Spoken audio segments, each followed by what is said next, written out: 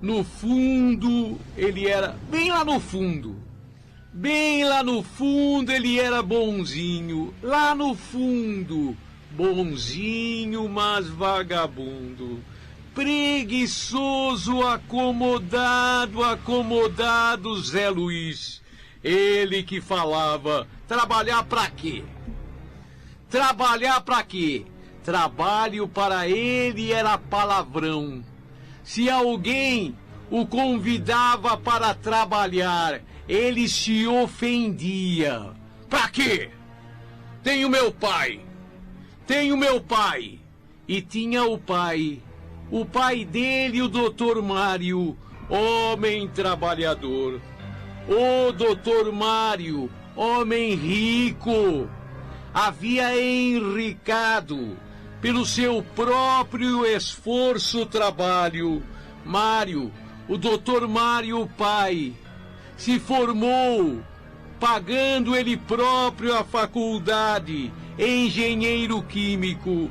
Montou uma pequena firma, trabalhou,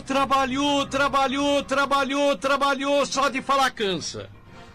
Só de falar o que ele trabalhou já cansa.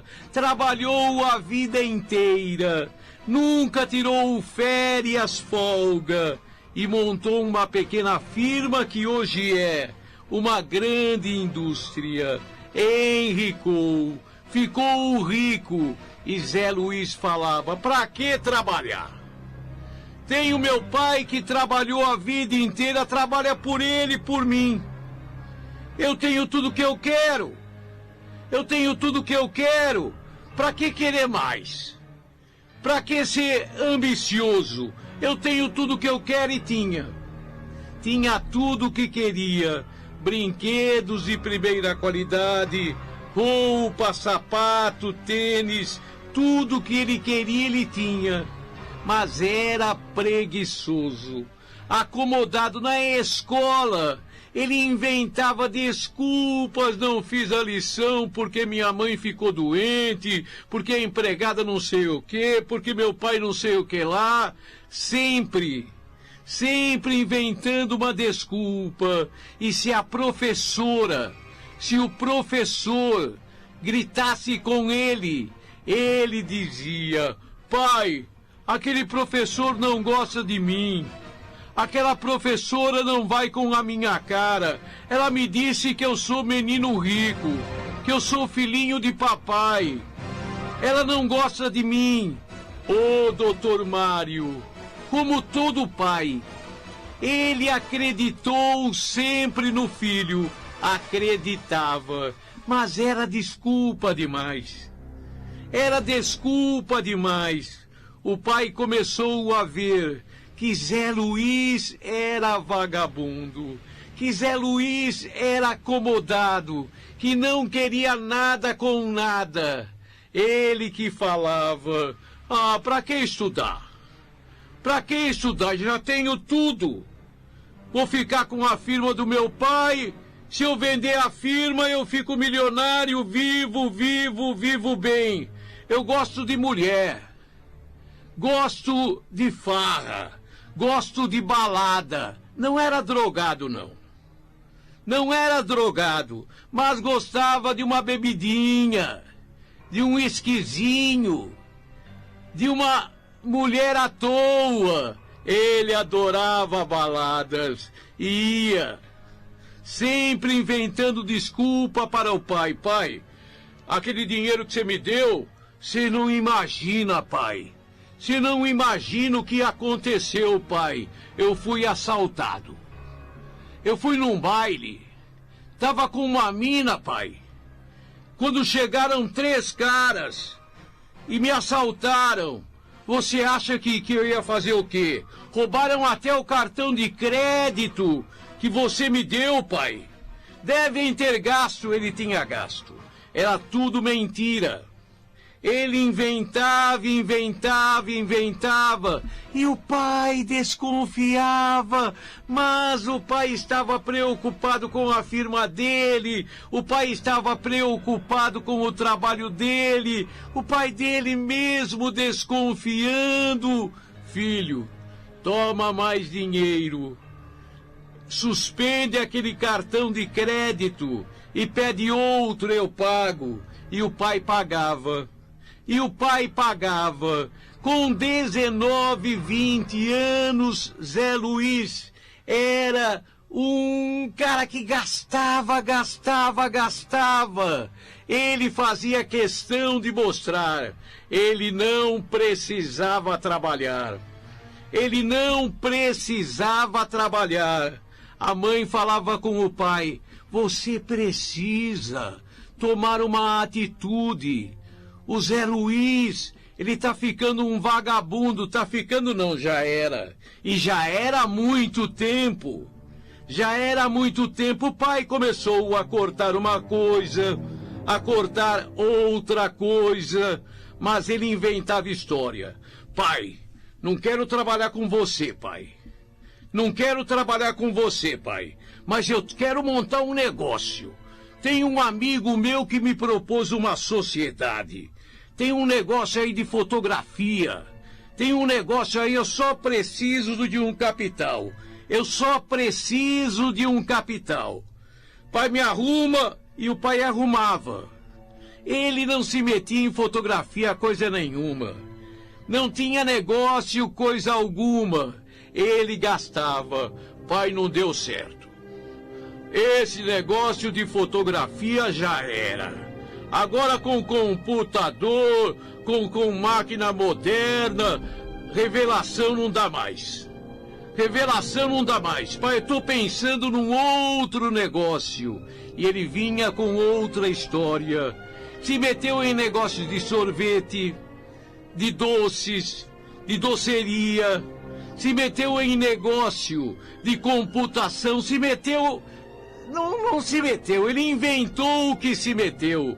Era para tirar dinheiro do pai e tirava.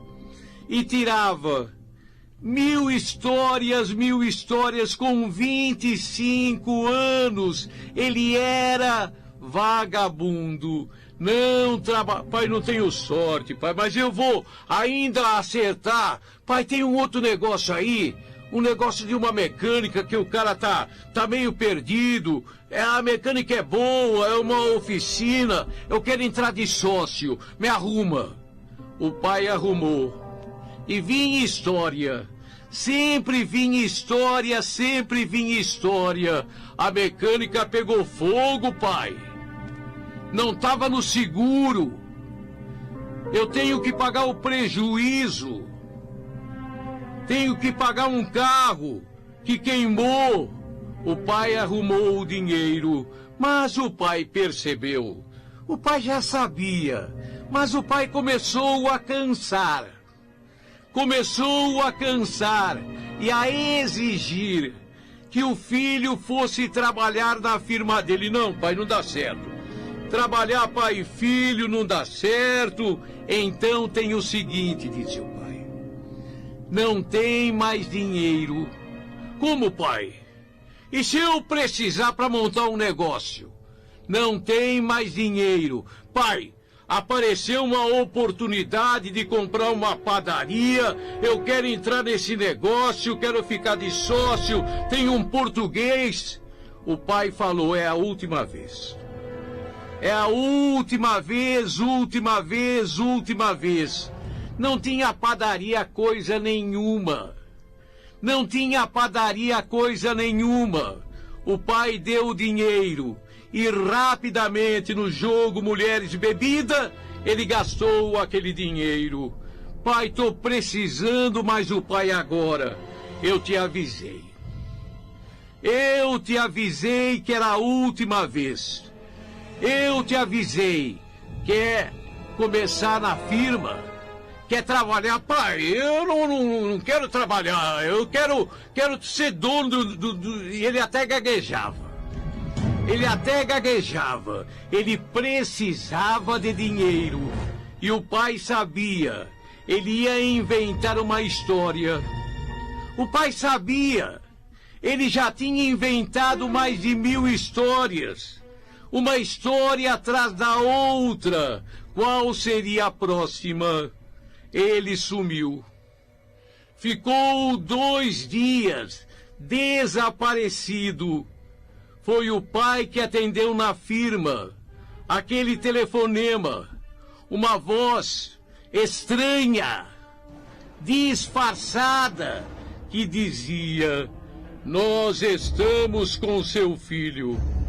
Ele foi sequestrado. Queremos 2 milhões. O doutor Mário riu. Agora é essa. A história inventada é essa. Não vou pagar coisa nenhuma. O doutor Mário, que ficou revoltado. Zé Luiz, seu filho, vinha com aquela história. Sequestro. Vinha com aquela história. Queria novamente tirar dinheiro dele. Como ele disse, não tem mais dinheiro, não te dou mais, inventou um sequestro. Tava na cara que era invenção. Tava na cara que era mentira. Zé Luiz, desta vez o golpe não iria pegar. Desta vez o golpe não iria colar. Quando o doutor Mário recebeu outro telefonema, ele disse: não vou pagar. Então a gente vai matar seu filho. Pode matar. Pode matar. Ele sabia que era golpe. Ele tinha certeza que era mentira, que era golpe. Pode matar. Mais um telefonema. É o último, disse aquela voz. É o último telefonema que eu dou. A gente vai matar. Se não pagar até amanhã, a gente vai matar o Zé Luiz. A gente vai matar seu filho. Pode matar. E mataram. E mataram. Era verdade. Zé Luiz tinha sido sequestrado mesmo. Ele inventou tanta mentira que o pai não acreditou. Era verdade. Ele tinha sido sequestrado. Ele tinha sido sequestrado mesmo. Mas depois de tanta mentira, o pai não acreditou. E mataram Zé Luiz. Tanto ele mentiu, tanto ele inventou, que quando foi verdade, ninguém, nem o próprio pai acreditou.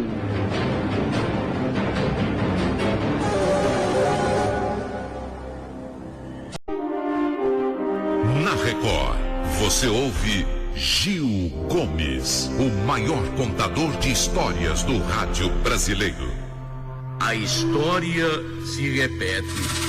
A história praticamente se repete, como se repete muito.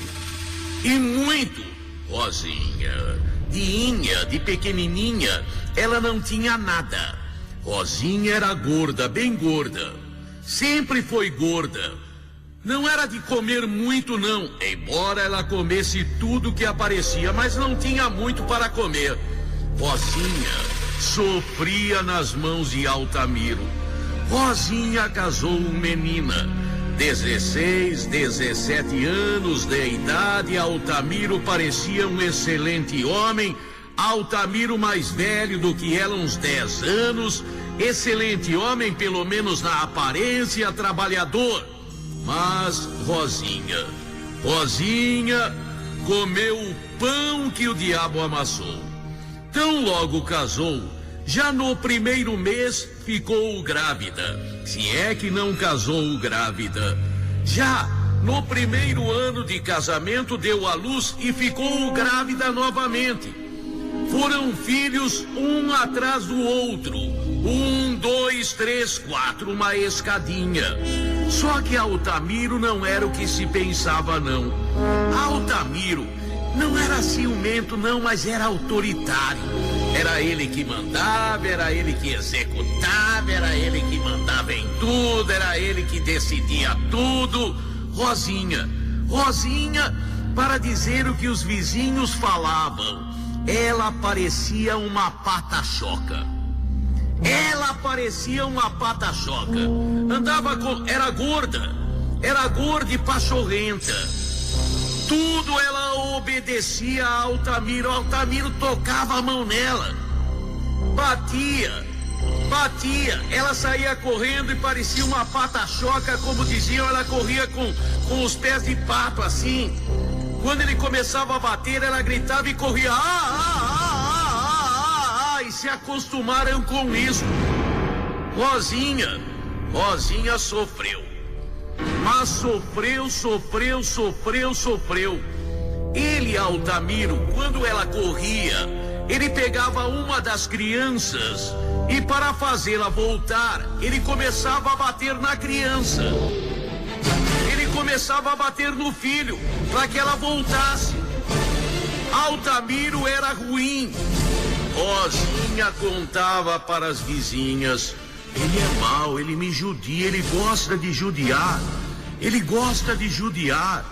Contava ela que quando ele ficava naqueles momentos que ele queria fazer amor, ele tinha que judiar, e cada vez judiava mais.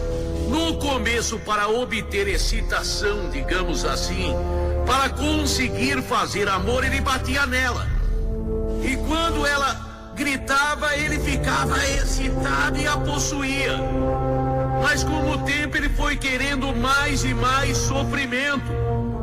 Ela que dizia: chega à noite, ele vem com aquele cigarro, começa a me queimar, e aí começa a falar que eu sou bonita, aí começa a falar que quer fazer amor comigo, mas me queima antes.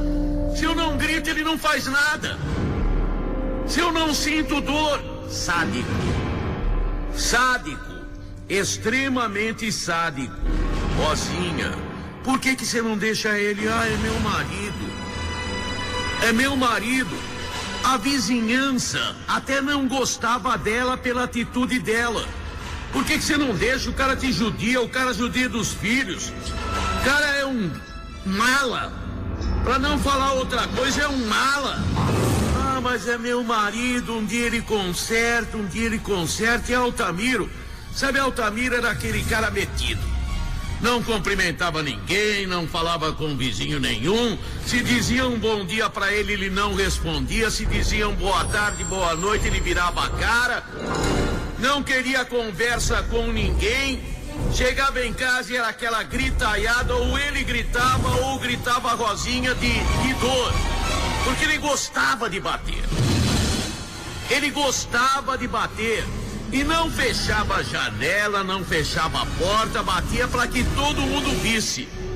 Ele gostava de bater, sentia prazer em bater e sentia prazer em ver que todo mundo via que ele estava batendo. Sozinho, uma pata-choca. Mulher, sabe aquelas mulheres gordas, suada, jeito de relaxada?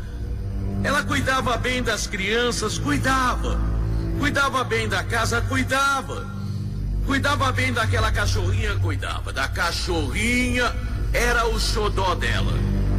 A biribinha era o xodó de Rosinha. Biribinha pra cá, biribinha pra lá, biribinha pra cá, biribinha pra lá.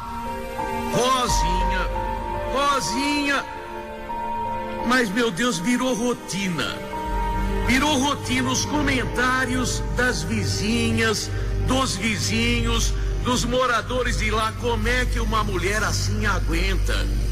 Como é que uma mulher pode aguentar tanto? Altamiro agora juntava os 4 filhos, pegava uma cinta e começava a bater sem mais nem menos, sem ter motivo. E tem alguém motivo para pegar a cinta e bater em 4 crianças? Todas pequeninas.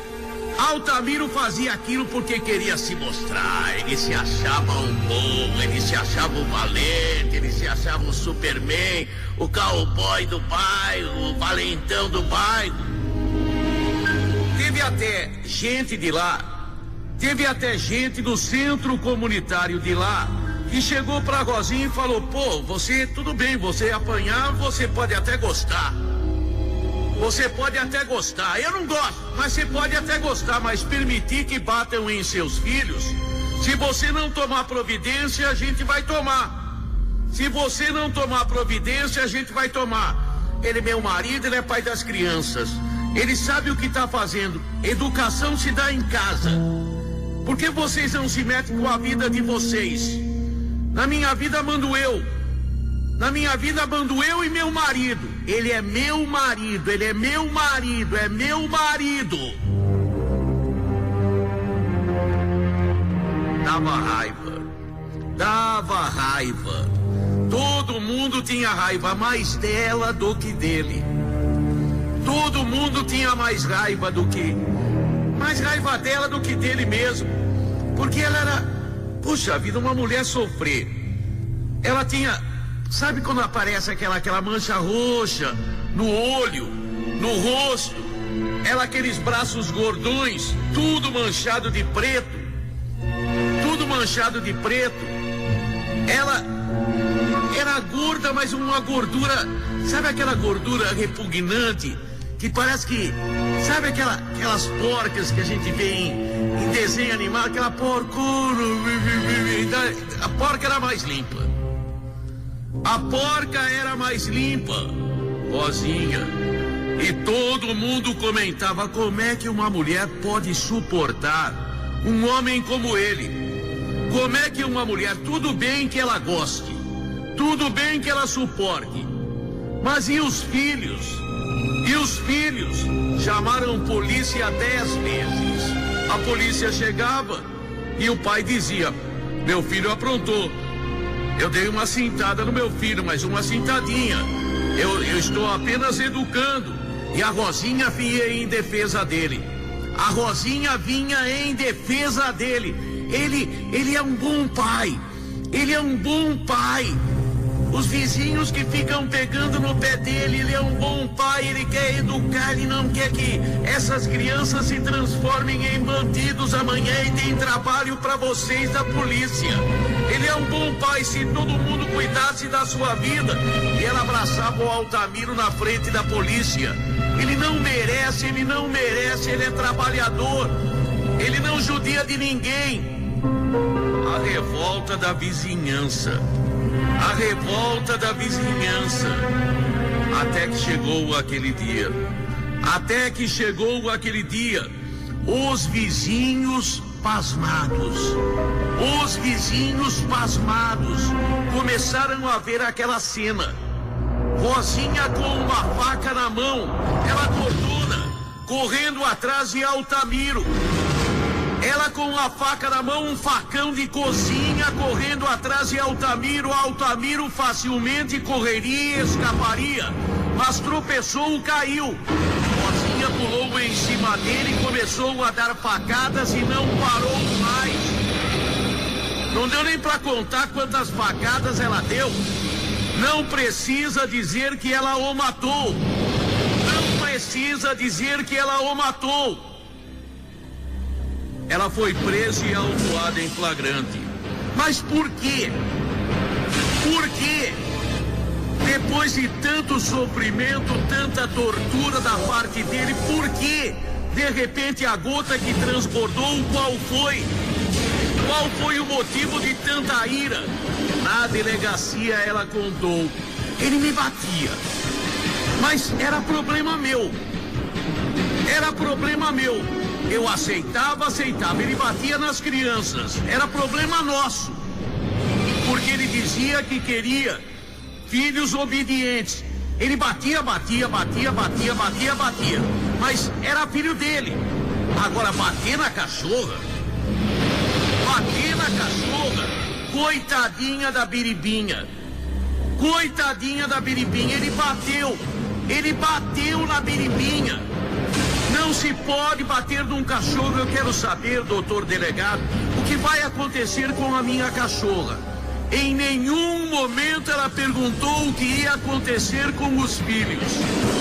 Em nenhum momento ela perguntou: e meus filhos ficam com quem? Estava preocupada com a cachorra. Doutor, o senhor manda cuidar da Biribinha? Manda cuidar. Matei, a Biribinha não tinha nada que ver com isso. Ele me batia nos filhos, mas a Biribinha não ia permitir. Matei mesmo.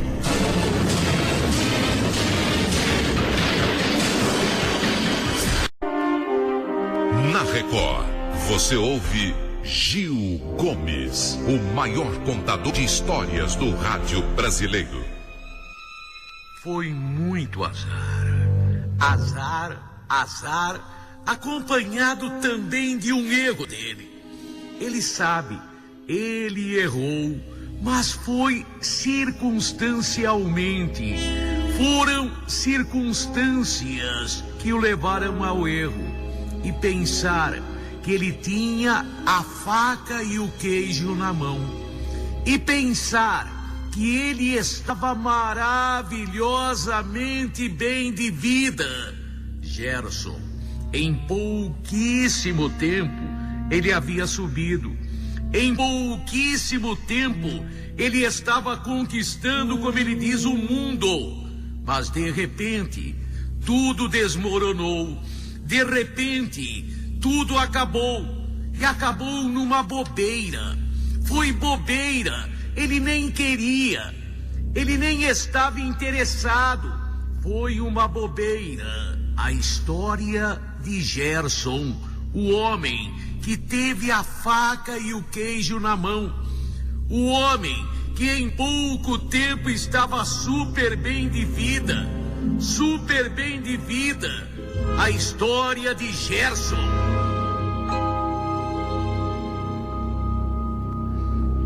Gerson, família pobre. Gerson, inteligente. Gerson, estudou, se formou administrador de empresas. Se formou com destaque. Sempre foi brilhante nos estudos. Sempre foi inteligente. Ele conseguiu um ótimo emprego numa firma excelente.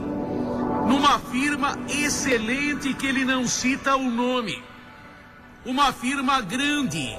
Ele, em pouquíssimo tempo, começou a namorar com a filha do dono. A filha do dono trabalhava lá também. Era o trabalho que ela ajudava o pai. Era um trabalho para não ficar em casa. Ele começou a namorar com Elisângela. O namoro, ele gostou dela. Não foi por interesse, não. Não foi porque ela era a filha do dono. Isto ajudou um pouquinho, mas não foi só por isso, não. Ele gostou dela. Ele gostava dela. E ela gostava dele. O namoro começou. O namoro abençoado pelo pai dela, que gostava de Gerson. Gerson era excelente, educado, competente. Gerson tratava excelentemente bem Elisângela. E eles casaram. Em pouco menos de 2 anos de firma, ele se transforma agora em diretor. Casado com a filha do dono. Gerson, um salário poupudo. Um apartamento, ele morava num apartamento do sogro luxuoso. Higienópolis. Tudo era luxuoso para ele. Carro da firma. Carro última moda, último modelo da firma. Em nome da firma, mas com uso dele.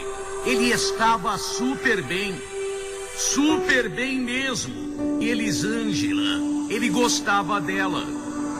Ele adorava a mulher. Na firma, todo mundo gostava dele. Tudo ia bem. Tudo ia bem.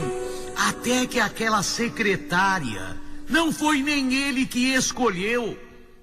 Foi o chefe dele. O diretor acima dele. Ele era diretor, mas tinha diretores acima dele. Foi um diretor acima dele que escolheu Raquel para ser secretária de Gerson. Raquel, que mulher. Bonita, bonita e sensual. Sabe, tipo assim, Sônia Braga. Nos bons tempos de Tieta. Sônia Braga sensual. Raquel era assim, uma morena bonita, uma morena sensual. Raquel, todo mundo olhava. a secretária, a nova secretária de Gerson. Raquel, ela sabia que era estonteantemente bonita. Ela sabia que atraía os homens, com voracidade. Ela sabia de sua beleza e usava sua beleza. E usava a cruzada de pernas, como que inadvertidamente, mas propositalmente. Ela chamava atenção e ela começou a se insinuar para o lado de Gerson. Gerson não queria nada. Gerson não queria nada. Ele gostava da mulher. É bem verdade que Raquel era bonita, era apetitosa, era gostosa. É bem verdade, ele dizia isto. Até comentava, minha secretária é um avião. Ela parece que quer das asas por você. É, mas eu não quero nada. E não queria mesmo. Só que Raquel foi ficando cada vez mais insinuante, cada vez mais atrevida. Ela ia com decotes. Quando ela se abaixava, aparecia até um umbigo. Gerson, ele ficava envaidecido da bola que a secretária dava para ele, mas ele não queria nada. Teve vez que ele falou, olha, se não fosse a minha mulher, é que eu adoro minha mulher, é que eu gosto de minha mulher. Mas Raquel era muito bonita e dava em cima. E dava em cima. Gerson, ele estava perdendo a cabeça. Não que ele gostasse de Raquel. Não, ele não gostava, ele gostava da mulher. Ele adorava a mulher. Mas aquela secretária dava em cima dele. Foi numa viagem, foi num final de ano. A firma daria férias coletivas a partir do dia 20 de janeiro. 20 de janeiro. A firma daria férias coletivas. Mas a mulher de Gerson, Elisângela, foi viajar 5 dias antes. Foi para a Serra. Foi para Araxá 5 dias antes. Ele ficou 5 dias, ficaria 5 dias sozinho em São Paulo. E aconteceu. Ele perdeu a cabeça. Quando Raquel sugeriu a ele, se você quiser, você está sozinho, eu arrumo seu apartamento. A mulher havia levado a empregada. Se você quiser, eu posso cuidar da sua alimentação nestes dias. Ele, bobamente, estupidamente concordou. E aconteceu. Ele dormiu com Raquel. Segundo ele nem gostou. Segundo ele, o arrependimento bateu antes mesmo de acontecer alguma coisa. Mas aconteceu. Ela dormiu ali. Não, ninguém chegou. Pela manhã, ela acordou e foi tomar banho. Só que era banho de banheira.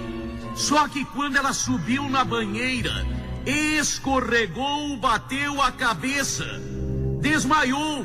Ele ficou sem saber o que fazer.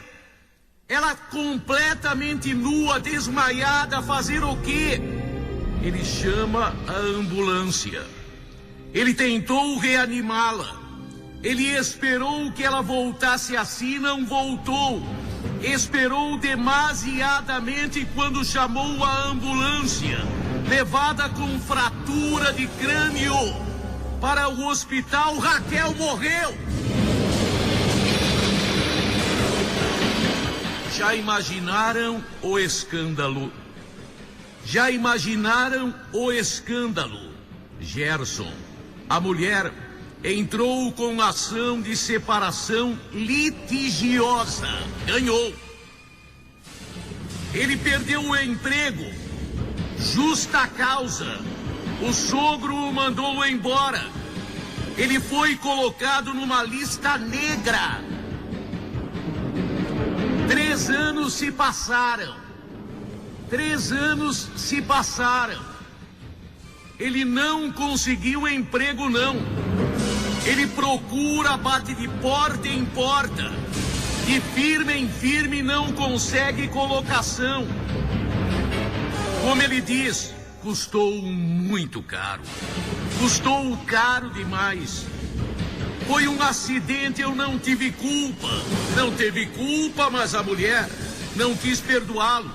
E nem deveria. O sogro não quis e nem deveria. Gerson está pagando, e caro demais, por uma traição. Há 3 anos, desempregado. Ele procura emprego de qualquer coisa. De qualquer coisa, até de motorista. Mas aonde ele vai, parece que tem os dedos da mulher e do sogro, ex-sogro, ex-mulher. Porque quando ele é aprovado, quando ele vai tomar posse do serviço, sempre tem alguém que chega e diz: olha, infelizmente, infelizmente, infelizmente.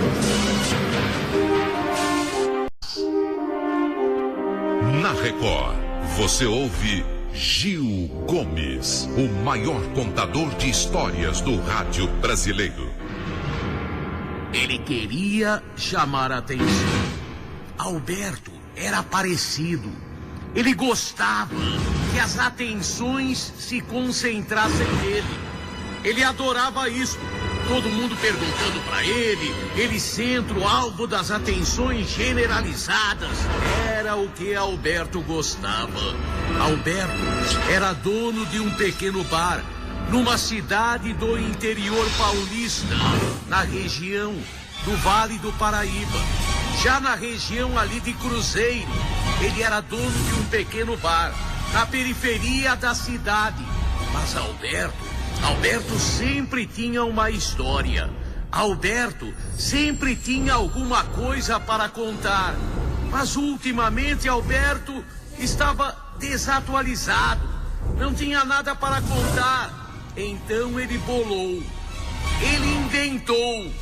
Sabe, eu tenho visto no meio daquelas árvores uma assombração. Ele inventou.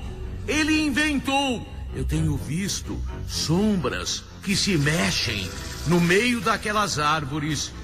Ele, do bar dele, disse que via no meio das árvores. O bar era na periferia e tinha uma mata quase em frente, quase. Não tão em frente, mas quase em frente. E ele falava: nossa, 10 horas da noite, entre 10 e meia-noite, aquilo se transforma. Eu vejo assombração. E ele começou a contar esta história naquela cidade. Ele começou a contar esta história naquela cidade. E é lógico, sempre tem os curiosos. Você viu? Tá aparecendo assombração ali perto do bar do Alberto. Ele diz que viu. E agora tinha gente que ficava até mais tarde no bar dele para ver a assombração. E o cara bebia 2, 3 e via assombração mesmo. Quem quer ver, vê. Mata se mexe. Bate o vento, a mata... Eu vi também! Olha lá, tá se mexendo! E a notícia começou a correr. Alberto inventou por inventar aquilo. Mas aquilo estava dando muito lucro para ele agora. O bar dele ficava cheio. Principalmente a assombração aparecia 10, 11, meia-noite da sexta-feira. Como ninguém trabalhava no sábado, o bar dele virou uma atração turística. O bar dele dá uma cerveja, uma caipirinha e faz um sanduíche. A assombração estava rendendo. Olha lá! Eu vi! Sempre tinha alguém que via, sempre tem alguém que vê. Se você parar no meio da rua e ficar olhando para o alto e falar, tá vendo, tem sempre, não tá vendo nada, não tem nada para ver, mas tem sempre alguém, eu tô vendo sim, nossa, é disco voador, olha aquele brilhando no céu, não tem nada, mas sempre tem alguém que diz que vai ver também, que tá vendo também. A assombração do Alberto, a assombração daquele bar, a atração turística das sextas-feiras. E, meu mulher, sei lá, assombração não tem sexo. Ou será que tem? Você sabe se tem?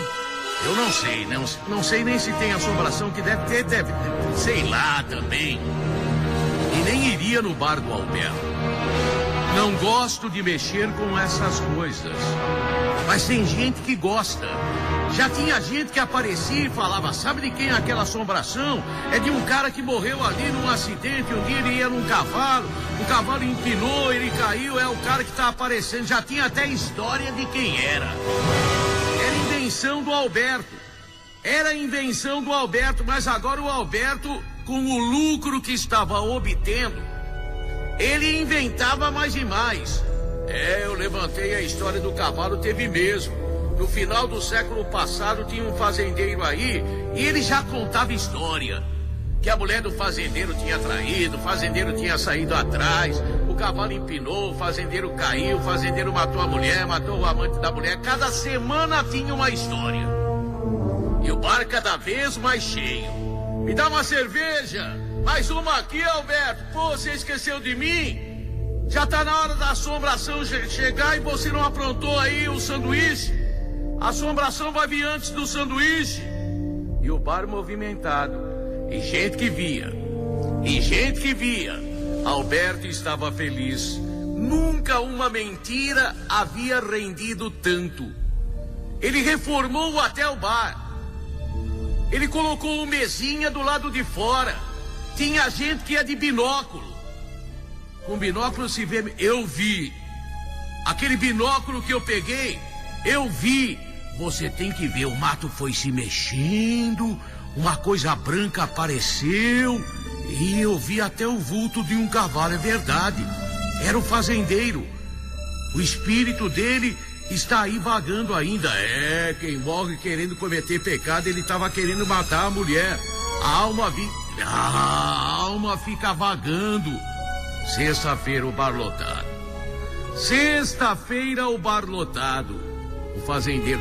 Teve gente, historiador, que começou a pesquisar, que começou a pegar jornais. E sempre tem uma notícia de jornal de 100 anos atrás, 200 anos, um acidente vitimou. O acidente vitimou, já era. Tinha gente que conhecia a história de fio a pavio. Alberto. Moradores começaram a ver também, mesmo quem não frequentava o bar do Alberto. A notícia correu celeremente. Já tinha emissora de televisão, não tinha na época. Mas se fosse hoje, já tinha emissora de televisão fazendo direto do local. Estamos falando diretamente do direto aparecimento do fantasma do fazendeiro que empinou o cavalo e morreu. Olha lá! Olha lá! Senhoras e senhores, vai aparecer o fantasma, patrocínio de... Já arrumava até patrocinador. O fantasma do Alberto. Alberto, a história durou. A história durou. E Alberto, de repente começou a perder a força a história. De repente começou a perder a força a história. Porque cansa, ver o mato balançar cansa. A pessoa inventava que tinha visto, não via nada. Via o mato balançar, mas cansa. E o bar começou a perder movimento. E o bar, a reforma que foi feita, agora já não valeu a pena. Alberto, ele tinha que inventar mais alguma coisa. Você não imagina. Você não imagina o que aconteceu. Eu acordei no meio da noite. E tinha um cavalo empinando, relinchando no meu quarto.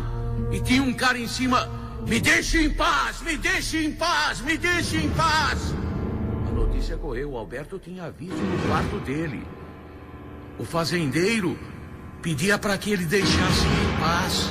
Puxa vida, eu também vi. Não vi o fazendeiro, mas vi o cavalo. Não vi o cavalo, mas vi o fazendeiro. Cada um viu uma coisa. Cada um viu uma coisa. A história de Alberto e as aparições no meio do mato e no seu quarto também. Alberto morreu.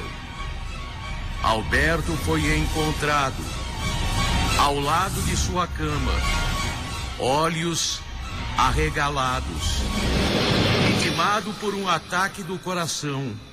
Disseram que ele morreu de susto. Disseram que ele morreu de susto. Seu ar era de pavor. Seu ar era de medo intenso.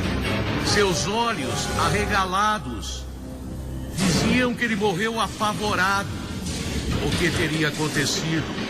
Pelo que constava, ele nunca havia sofrido do coração, mas o susto foi mais alto e o ataque do coração matou o Alberto.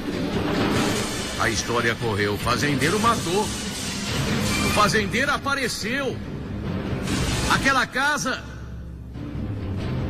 Arrebentaram a casa. Destruíram a casa. Hoje passa uma estrada lá. Mas arrebentaram a casa mal assombrada, a casa onde Alberto havia morrido de medo. Do que morreu Alberto? Não sei e não quero saber. Não sei e não quero saber. Você viu? Você viu alguma coisa? Eu não vi. E nem quero ver.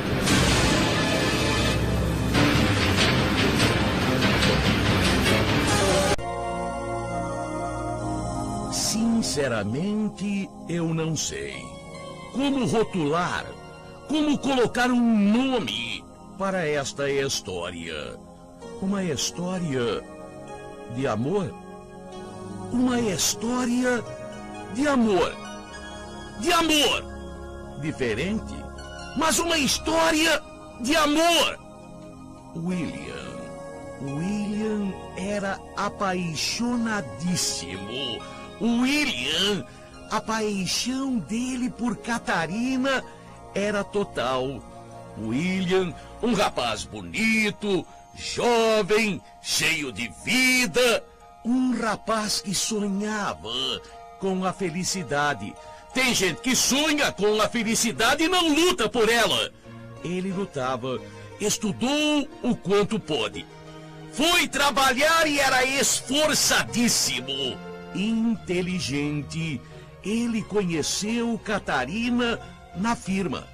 Na firma em que ele trabalhava, ela trabalhava também. Catarina, que bonita. Catarina era uma boneca. Uma verdadeira boneca linda como ela só. E boa moça também. Catarina vinha de uma família pobre. Bem pobre. Catarina também estudou aquilo que podia. Enquanto deu, ela estudou. Agora precisava trabalhar. Catarina era moça direita. William apaixonado por ela. Os dois começaram a namorar. Não era bem um namoro. Iam no cinema. Um fazia companhia para o outro, mas não era namoro ainda. Não era troca de beijos, abraços, carícias, não. Mas estavam namorando.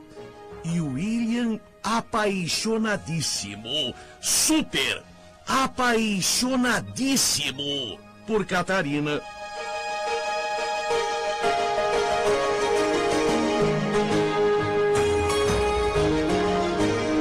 E Catarina também estava gostando dele. Ele propunha a ela: namoro, vamos namorar. Foi quando Catarina fez uma revelação para ele. Catarina, ela foi clara: olha, não quero. E o medo meu é que eu estou gostando de você. E por isso eu vou me afastar. Ele não entendeu.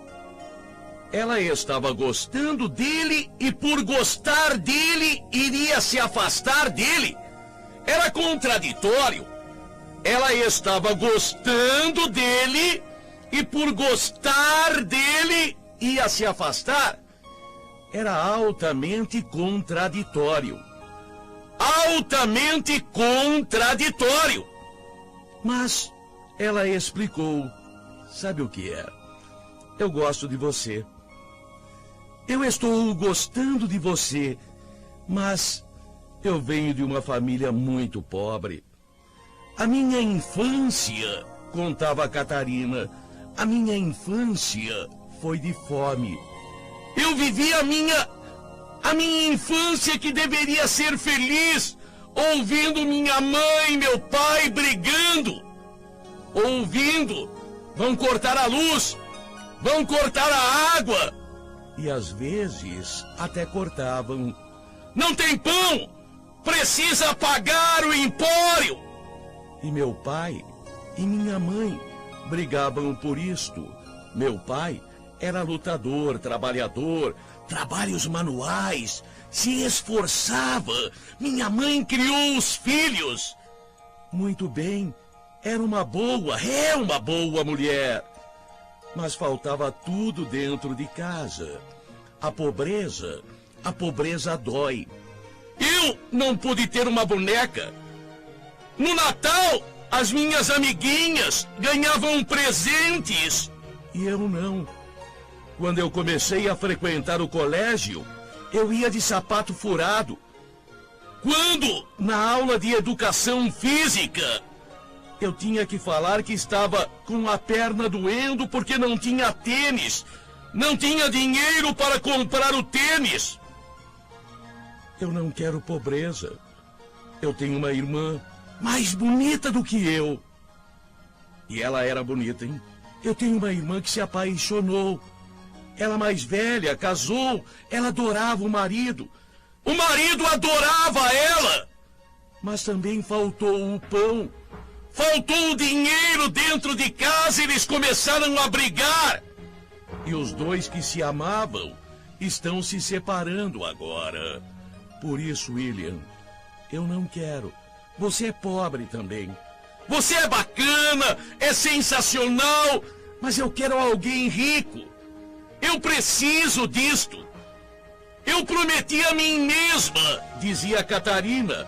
Eu prometi a mim mesma, desde mocinha, que só me apaixonaria, que só me casaria, noivaria com um homem rico. Não importa, bonito, feio, gordo, magro, branco, preto, jovem, velho, não importa.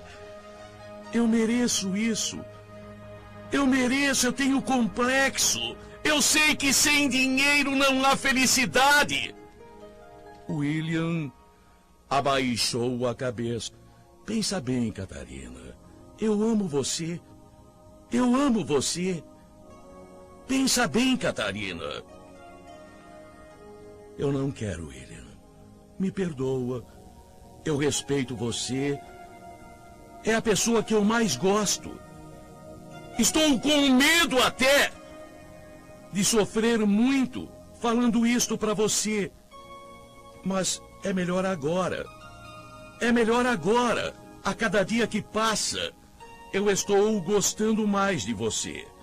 Por isso vamos terminar agora. Terminar o que a gente nem começou. Porque se começar, eu depois não vou saber parar. Me desculpe. E com lágrimas nos olhos, Catarina deu um beijo na testa dele e disse adeus. Nos outros dias, trabalhando na mesma firma, ela fazia questão absoluta de não olhar para ele. O William não suportava aquilo. O William, ele sabia, jamais iria esquecê-la. Era do tipo poético, romântico, apaixonado, amor verdadeiro, amor leal. Ele tentou de novo, mas ela de novo falou a mesma coisa. E ele disse então a Deus: eu não suporto ficar na tua companhia.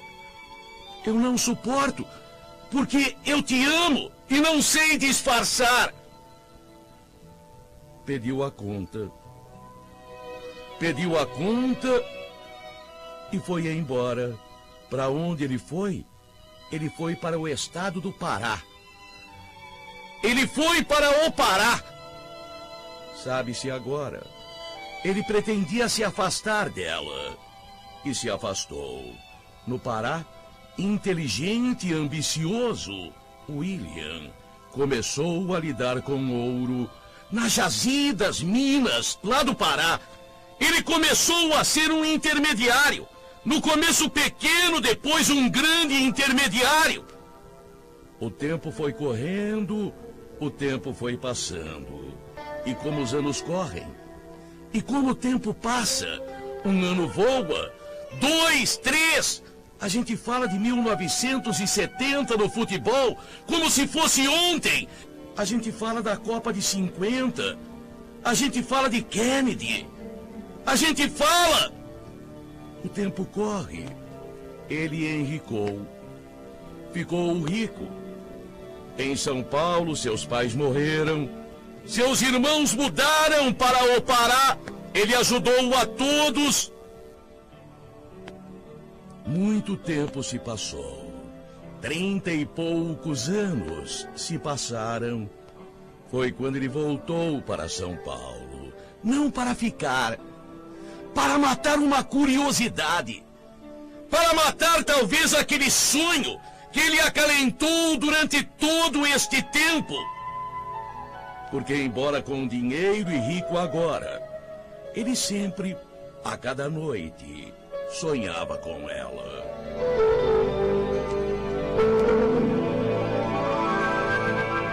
Ele nunca esqueceu Catarina. Por isso ele vinha agora, rico, para São Paulo, tentar encontrá-la. Sabe, não encontrá-la para ficar com ela, para ver o desgaste que o tempo havia feito com ela, para vê-la casada, avó talvez. Foi difícil encontrá-la, mas ele encontrou. Não falou com ela. Colocou e pagou detetives através de um escritório de advocacia. Ele colocou gente à procura dela. Ela vivia modestamente. Não havia casado. Talvez, mesmo com sua beleza, nunca encontrou o príncipe encantado milionário. Ele a viu. Ele ficou na espreita, ela morando num condomínio pobre. Na periferia de São Paulo, ele a viu. Ela era bonita ainda. Já cabelos brancos substituindo os cabelos loiros. Mas não adiantava. Ele não ia falar com ela. Ele não ia falar com ela. Mas aquilo fez muito bem para ele. Ele a viu. Para o advogado, ele contou toda a história. Pagou regiamente até os detetives que encontraram a mulher. E disse que não queria mais vê-la. Voltou para o estado do Pará, para as minas de ouro, aonde ele comprava, aonde ele intermediava negócios. Muito rico. E por que a história agora? Este advogado, meu amigo, me contou. William morreu. William morreu com quase 60 anos de idade. William morreu. E aí? O advogado chamou Catarina. Mas por quê? Porque no testamento feito por ele quando ele esteve aqui, metade dos bens dele e ele nunca casou. Metade dos bens dele ele deixou para ela. Uma fortuna muito grande. Muito grande. Catarina finalmente conseguiu realizar o seu sonho. Um homem rico que a amou a vida toda e só deu a riqueza para ela quando estava morto. Riqueza que veio de um amor, de alguém que a amou e muito. Triste, injusta história? Não sei, mas é história que eu não escrevi. A vida escreveu.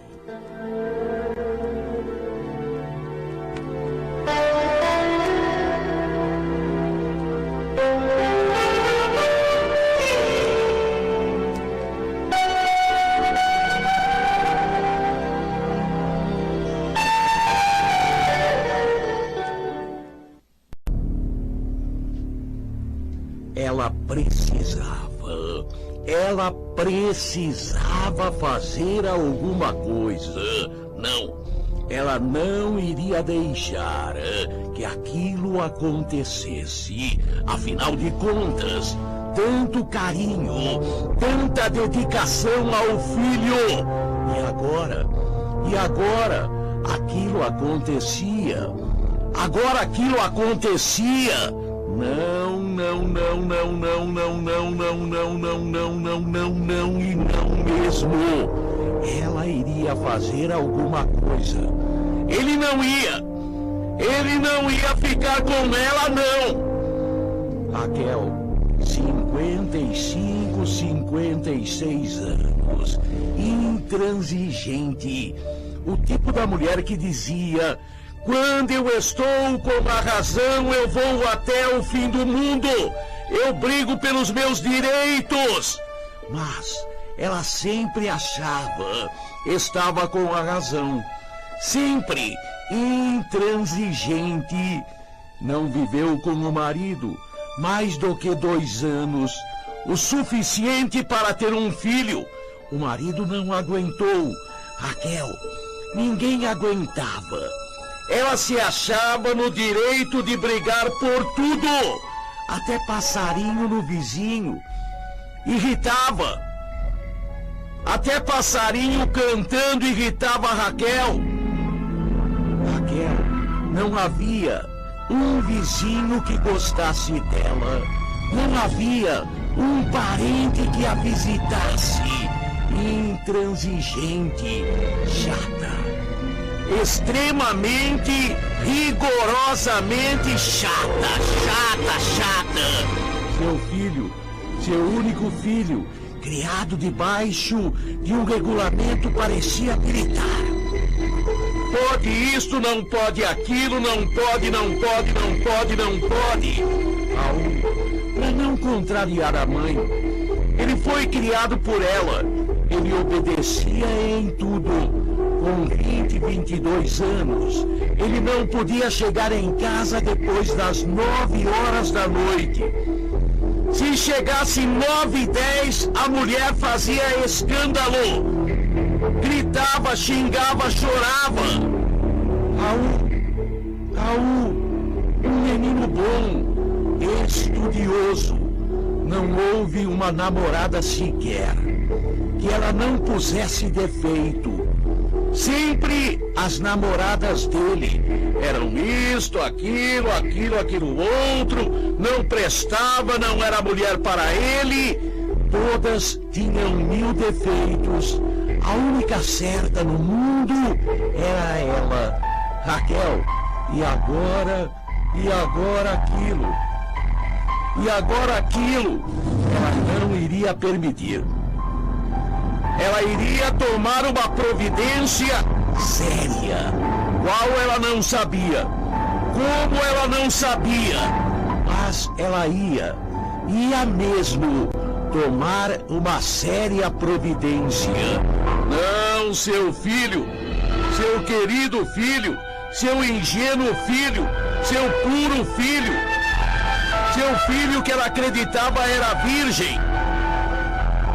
Seu filho que ela acreditava era ingênuo com aquela mulher, com Vilma, ele teve a cara de pau de apresentar, de trazer Vilma. Para apresentar para a mãe, ela detestou. Aquela roupa curta, imagine. Vilma, no calcanhar ela viu, tinha um caranguejinho tatuado. Era caranguejo ou era golfinho? Sei lá, era um peixinho. Tatuagem. O filho dela com uma mulher com tatuagem. Mulher com tatuagem não prestava. Ela fez cara feia. Raul que dizia: mãe, ela é direita, mãe. Ela é espetacular, mãe. Eu gosto dela, mãe. Eu gosto dela. Raquel proibiu, mas pela primeira vez na vida, o filho desobedeceu. Se você não quer, eu não trago ela em casa. Mas terminar com ela não vou terminar. E ele estava chegando depois das 9. Estava chegando quase 10 horas da noite. Aquela mulher, aquela namorada, havia tirado o filho dela do bom caminho. Talvez até ele já não fosse mais virgem. Talvez até a namorada tinha seduzido o filho dela. Seduzido. Será que é assim que se fala? Pensava ela. Será que é assim que se fala? Será que meu filho já não é mais ingênuo? Já não é mais puro? Não e não. Ela ia separar. Meu Deus! O filho dela, que modificação! O filho que chegou para ela foi num dia de Natal, numa véspera de Natal.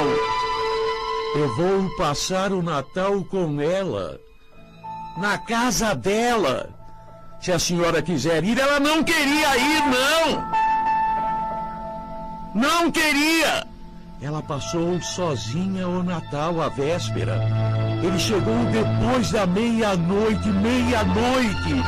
O filho dela estava perdido e a culpa era de Vilma. Na realidade, Vilma era uma boa moça, de boa família. Usava roupa curta na moda, decotada na moda, tinha tatuagem na moda. Tudo na moda. Era uma boa moça, mas para Raquel, ela não prestava. Quando o filho, depois daquele Natal, logo depois, 2 dias depois, apareceu com aquela aliança, noivo, ele tinha ficado noivo. Noivo significa casamento. Noivo significa compromisso sério. O filho dela ia casar com aquela vagabunda.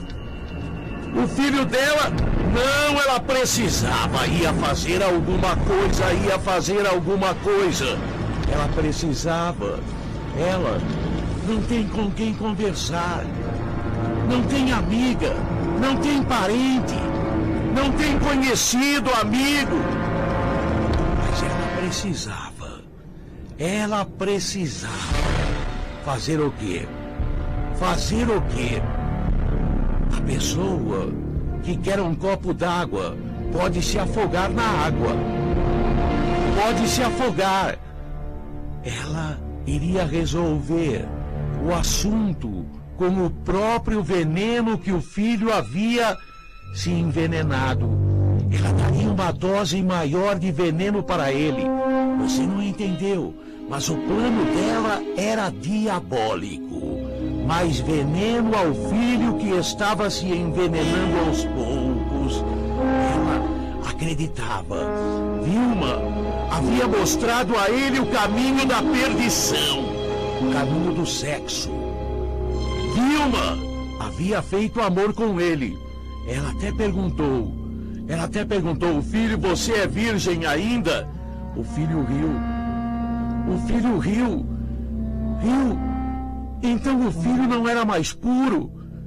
Ela tinha razão. Esta Vilma não prestava.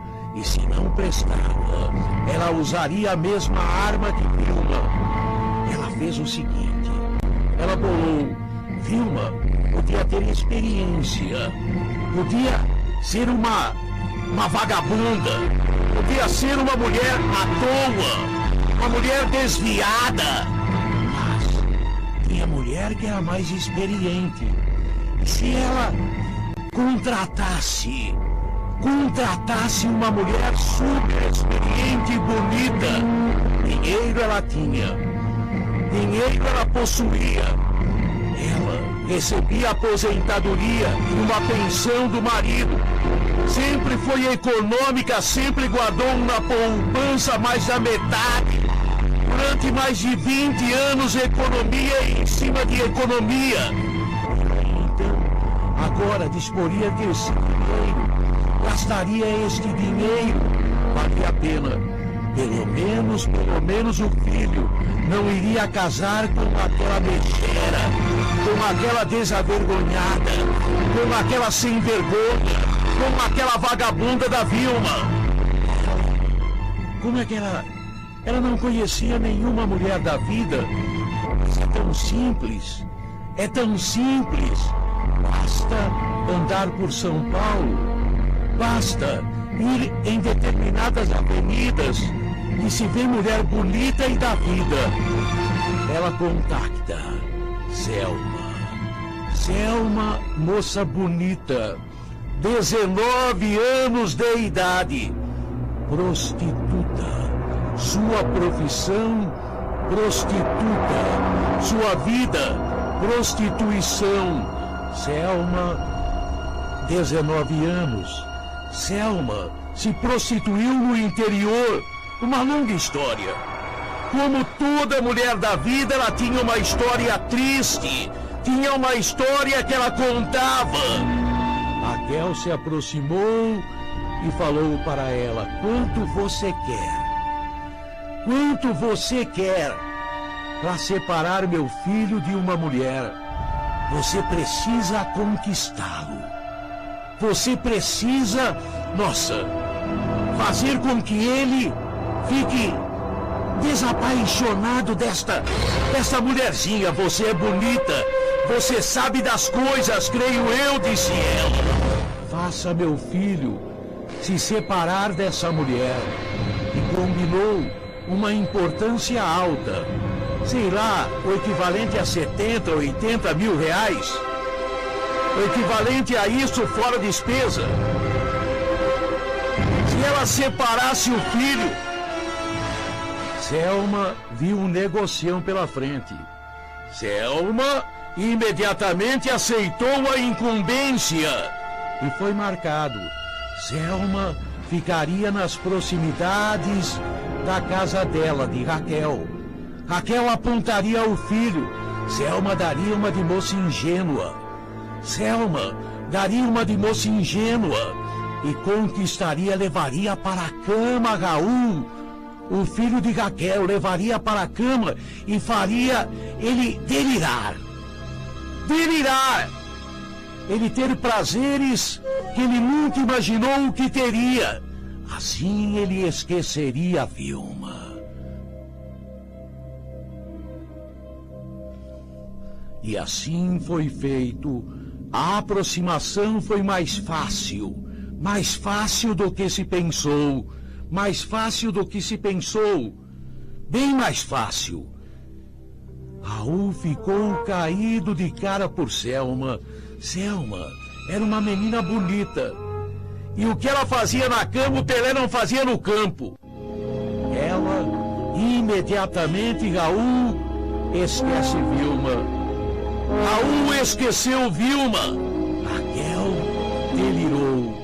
Raquel delirou. Pagou. Foi o dinheiro mais bem gasto deste mundo. Ela pagou. Selma, meus parabéns, disse ela. Você conseguiu o que eu queria. E eu consegui afastar meu filho desta vagabunda. 2 meses depois, o filho chega para a mãe e fala: mãe, casei. Eu sabia que você não iria aprovar, por isso eu casei sem que você soubesse. Essa vagabunda da Vilma. Eu não casei com a Vilma, mãe. Eu casei com a Selma. Ele casou com uma mulher que a mãe havia contratado. E pago. Foi ela que deu o dinheiro para eles montarem o apartamento. Aí ela conta para o filho, era a mulher da vida. Eu sei, mãe, ela me contou tudo. Ela me deu o dinheiro pra gente montar o apartamento, compramos televisão, geladeira, móveis com o dinheiro de você, mãe. Se você quiser, pode morar com a gente. Morar com você, meu filho? Eu não quero saber de você. E a Vilma? Por que você não volta com ela? Por que você não volta com a Vilma?